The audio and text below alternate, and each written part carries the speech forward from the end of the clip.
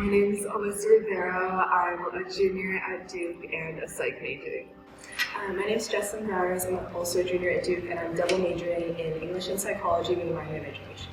So we've been involved in research for a long time, since both of our freshman years at Duke, and so we've been really interested in this topic of helping students get more done in a classroom while enjoying it more, because as students we know that there's several activities that students in general just don't like, and so we've been really invested in trying to transform those into activities that are more effective, and so that really jump-started our project. And when we saw the Morris Fellowship, it really felt like it was the perfect fit for what we wanted to accomplish. Yeah, so our study is called Why Students Hate Group Projects, Understanding and Addressing the Barriers to Collaborative Learning. So it's a three-part, 3-year essentially study. So study 1 is looking at understanding and examining student attitudes towards group work in a course at Duke that has semester-long group projects. Study 2 is looking at applying study 1's findings to create, implement, and then assess the efficacy of a proposed intervention to hopefully improve these attitudes.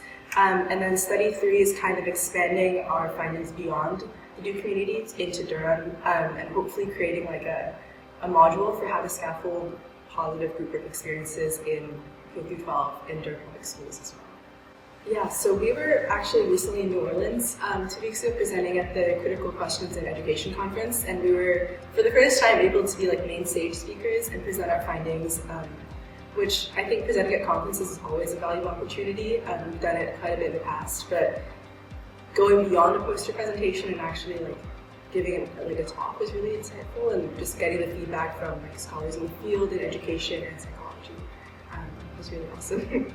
And adding on to that, I think the exact moment for me was when we realized that the speaker after us was a researcher who was awarded an $8 million grant to expand their education research, and we were just looking at it wow, we are presenting in the same time slot. This is really cool. Yeah.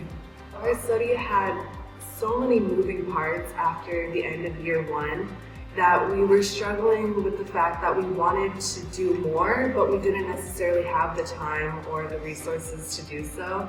So the Morris Fellowship provided us with a really generous stipend that's allowed us to expand our research team and to expand our study to other classes and departments around Duke. Given so many opportunities to give poster presentations, also the stipend has allowed us to travel to conferences, which we presented at as well, and at this point we feel like we're pros at giving a poster presentation, which is, I think it's really just cemented that this isn't just something that I like doing and I think it's really interesting, but it's something that I show promise in, and also that other people can acknowledge and appreciate what I might have to say. Research can be scary in the beginning, but having the network and community of other students and faculty to support and celebrate your research in the end is really cool. The whole goal of our study is to try to improve student attitudes towards group projects at Duke, and so I'd say we've done a pretty good job of getting into different classrooms and trying to incorporate interventions that might accomplish that goal. But we really do have the hope of expanding these findings to the K-12 setting, and that's really our target population for who we want to help. Yeah, I think the story that resonates with me is when we presented to the Mass Connections team.